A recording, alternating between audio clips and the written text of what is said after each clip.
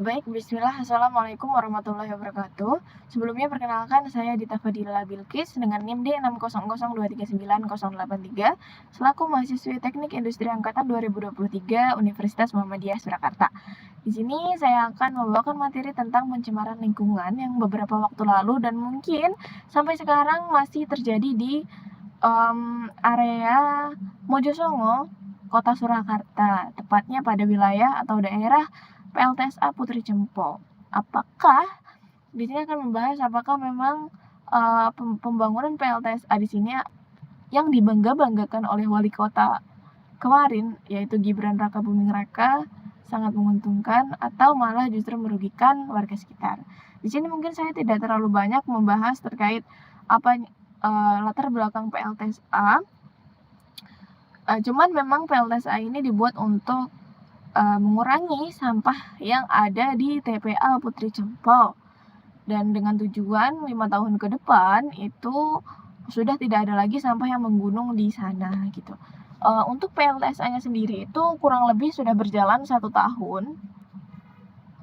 Saya kurang tahu juga, kurang ingat juga. Itu kalau nggak salah Februari tahun kemarin, kalau nggak salah ya. Tapi kurang lebih sudah 1 tahun berjalan seperti itu. Nah, dalam 1 tahun berjalan ini ternyata tidak sesuai dengan apa yang dijanjikan oleh pemerintah. Jadi, yang terjadi justru malah pencemaran lingkungan akibat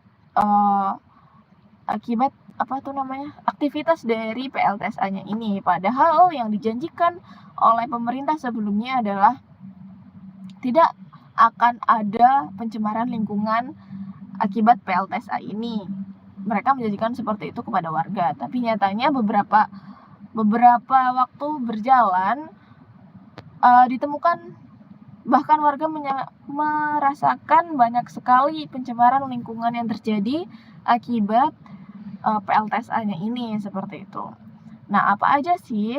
Yang pertama, tentunya tempat sampah itu bau menyengat.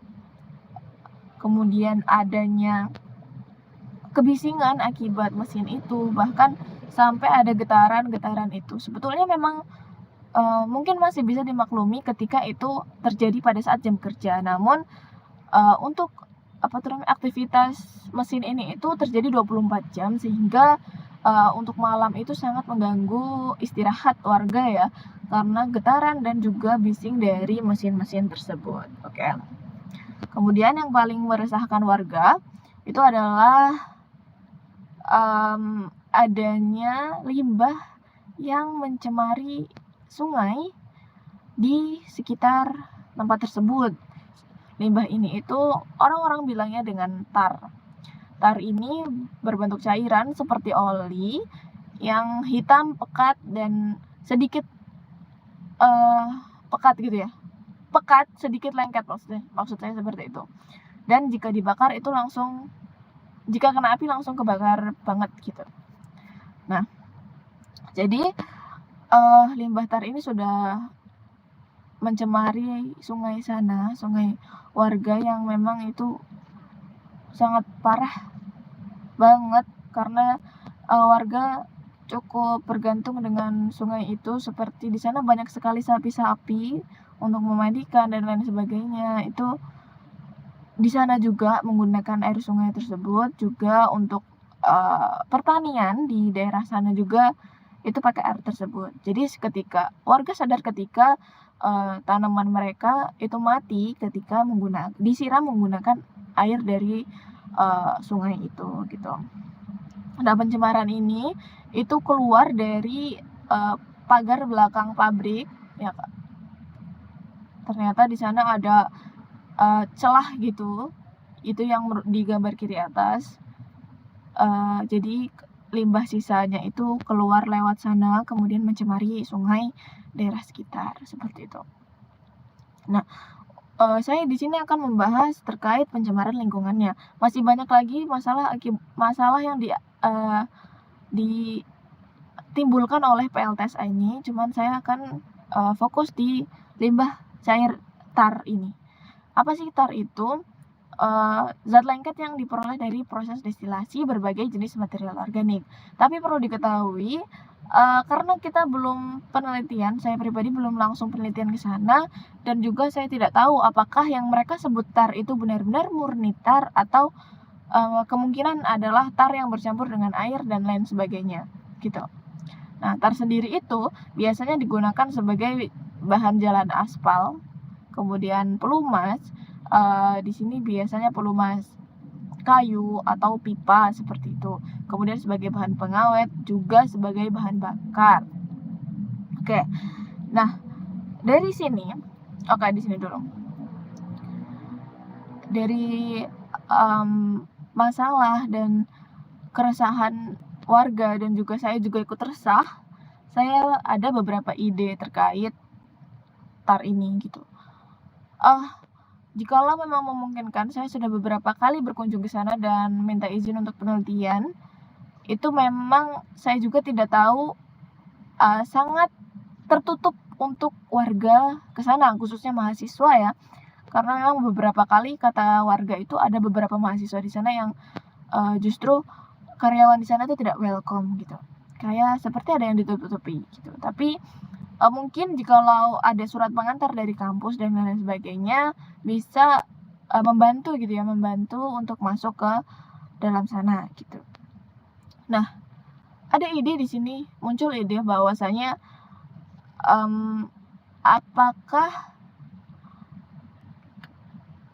apa yang harus kita lakukan akibat ini, adanya ini gitu loh. Jadi saya ada ide bahwa adanya sebagai seorang mahasiswa dan khususnya seorang muslim, dalam Quran surat Al-Hud ayat 61 kalau nggak salah, kita di dunia ini harus menjaga lingkungan alam gitu ya. Jadi kita tidak bisa diam aja akibat hal ini gitu. Apa yang harus kita lakukan gitu. Tentunya kita harus ngecek di sana apakah manajemen limbah di sana baik atau memang belum gitu. Kenapa kok bisa limbah cairnya itu sampai keluar gitu? Apakah memang space untuk limbahnya, penyimpanan limbah udah penuh atau bagaimana, atau memang belum siap untuk mengolah limbah? Itu kan kita harus tahu gitu apa dulu masalahnya gitu. Kalau memang dalam pengelolaan limbah atau manajemen limbah belum baik, apa yang bisa kita lakukan gitu? Apakah kita bisa membuat mesin di sana, mesin untuk memisah bahan kimia tersebut gitu? Apakah bisa tar tersebut diambil murninya dan kemudian dipisahkan mungkin dengan air atau zat yang bergabung di sana gitu, sehingga bisa menghasilkan tar murni gitu. Apakah kita harus menambahkan bahan kimia kepada limbah cair tersebut supaya bisa mungkin mengurangi dari pencemaran air yang ada gitu kan. Apa yang bisa kita lakukan di sini? Kita perlu adanya riset di sini.